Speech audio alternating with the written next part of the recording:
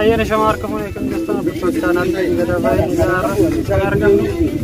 bertan haro haram yang harga beli jera agak haram punya kode baru ter shani oke sura amu garo aku berat beli jera rata channel subscribe kora sinjena anda tuh kayak nuratin walin turada kabajamtoota hordoftoota fi jaalatamtoota qophii keenya hordoftoota gadaa baay'ee kan taatan har'a haroo haramaatti argamne haroo kun egaa baroota 15 darbaniif gogee ture bishaan kun jechaadha dhabamee akka miila bakar waaree as buuteen isaa dhabamee ture har'a immoo intikinoo bara 15 booda deebi'ee isa daawwachaa irra jechaadha bishaan kun egaa magaalaa haramaa keessatti argamu ta'e haroon kun magaalaa haramaa irraa qarna beekan argamu ta'e jechaadha haroo baay'ee bashannanaaf ta'e yeroo ammaa kanatti jechaadha dargaggoota hedduudhaaf hojii uumee dargaggoonni hedduun bakka itti bashannan ta'e jechaadha tajaajilaa jira har'a hordoftoonni gadaa baay'ee bilisa jechaadha kana waan sin daawwachiisna waan ta'eef jechaadha nu waliin turaa isin jenna har'a haroon kun baroota hedduudhaaf kan goge yoo ta'u deebi'uu isaati baroota kana keessatti wantoota gogsan keessaa tokko immoo gogiinsaa fi akkasumas immoo haala qilleensa jijjiiramaa jechaadha jijjiiramni qilleensaa baay'ee waan dhufaa ture jechaadha naannoo kanatti gogiinsa uumeen bishaan kun jechaadha dhawama ta'e ture akka miila bakar waaree har'a immoo jechaadha baroota 15 booda deebi'ee kinoo akka gaariitti jechaadha argama bishaan kanaasti qotee bultoota hedduudhaaf jimaa baafachuudhaan jechuudha carraa hojii uumeera dargaggoonni hedduun immoo asirratti jechaadha qurxummii bishaan kana keessa haroo kana keessaa ba'uudhaan fayyadaman jechaadha hawaasa naannootiifis akkasumas immoo ofiisaaniitti galii argachaa jiran jechaadha nutis har'a chaanaalii keenya gadaa baay'eetiin kan isin dabarsine jechaadha akkasin waa'ee haramaa dhuftanii daawwattanii fi akkasumas immoo gara haramaatti argamtanii jechaadha dargaggoota hojii uume kanaafis jechaadha hojii uumtanii yeroo bashannanaa keessanis akka naannoo kana dabarsasiniin jenna dabalataanis immoo jechaadha fayyadamtoonni naannoo kana jechaadha hafteewwan adda addaa uummanni naannoo kana fayyadamas ta'ee wantoota adda addaa asitti fayyadamanirra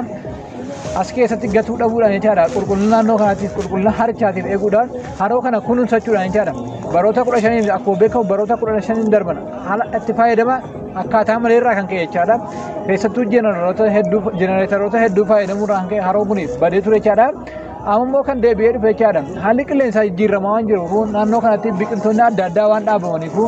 akkasumas immoo haalli qilleensaa naannoo kanaa gogiinsarraa gara baddaatti jijjiiramaa jira waan ta'eef jechaadha haroo kun har'a deebi'ee nu dhufeera haroo kana immoo akkamitti fayyadamuu qabna kan jedhu jechaadha dargaggoonni naannoo kanaa asitti kan qabeenya kan asitti hojii dalagaawwan adda addaa kan dalagdan jechaadha yeroo haroo kana fayyadamtan hafteewwan adda addaa asitti gatuu dhabuudha fakkeenyaaf qurxummii as keessatti gatamu haftee adda addaa uffata naannoo kanatti miicuu dhabuu akkasumas immoo jechaadha wantoota nyaatarraa hafanis ta'ee kanneen biroo asirraa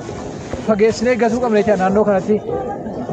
dargaggoonni carraas uumame naannoo kana kunuunsuu qabdan jechaadha fakkeenyaaf amma qulqullina naannoo kanaarra haala arguu isaan hedduun bakka kanatti beera akkasumas immoo gataawwan adda addaa hafteewwan adda addaa haayilaandii keessattuu jechaadha qabeenya pilaastikii wanni hin taane jechaadha haayilaandii keessaa baasuudhaan haayilaandii keessaa gatuudhaan jechaadha haayilaandii keessaa gatuudhaan haayilaandiin immoo wanta jechuudha wanta dhumumu jechaadha fakkeenyaaf komposishinii wanni yookaan immoo wanni ta'u jechaadha asitti bosa waan ta'eef jechaadha bosa waan ta'eef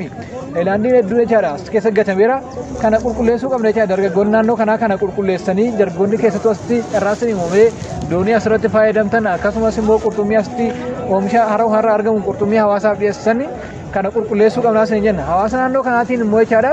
hawaasni haramayaa fi akkasumas immoo uummanni Harargee baatis uummanni guutuu Oromiyaa jirtanis jechaadha naannoo kan dhuftanii daawwachuudhaan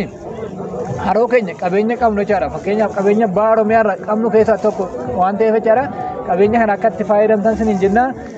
gadaa baay'ee birraayii galatoomaa isin jenna.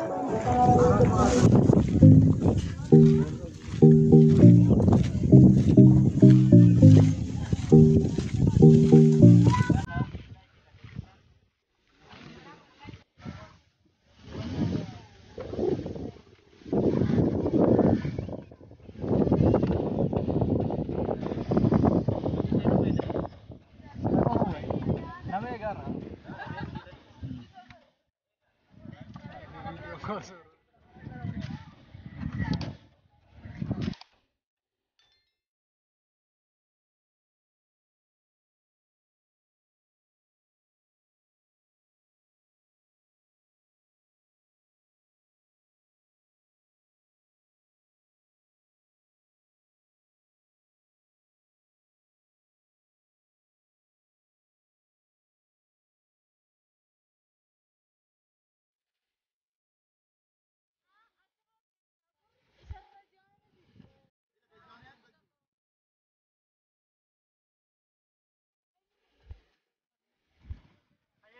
hordoftoota keenya akkuma agartan hanga ammaatti doonii irra turre warreen bashannanuu keessan kun gara haroo Oromiyaadhaa kutaa bashannanaa jenna. Akkuma agartan bishaanitti baay'ee namatti tola, nama hawwata jechuudha.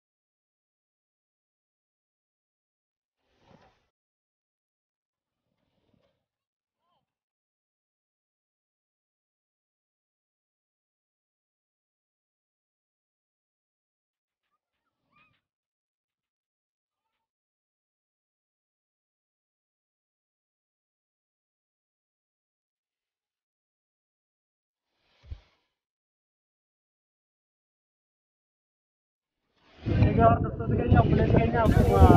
hunda isaatiin yaadetti kana fakkaataa hunda isaaniitti warra chaanaalii kanaaf haaraa ta'an chaanaalicha sabskiraayib godhaa jenna. Like, subscribe gochuudhaan hordofaa jenna. Galaabaan malaatu.